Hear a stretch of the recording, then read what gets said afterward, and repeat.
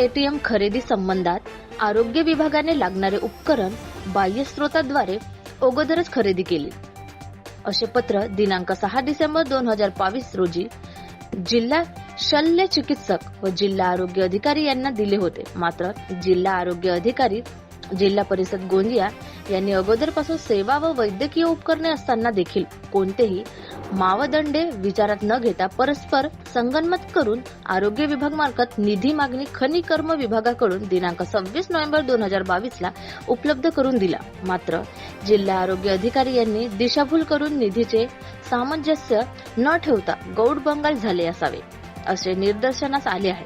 अनियमित रुग्णांच्या आरोग्याची पूर्ण तपासण्या या एटीएम मशीन मधून काढल्या जात नाहीत. अशा हेल्थ मशीन घेऊन उपयोग काय? या प्रकरणाची शासनाने चौकशी करून निधी हाल संस्थेकडून वसूल करून त्यांना जिल्हा बंदी घालावी अशी मागणी करण्यात आली आहे.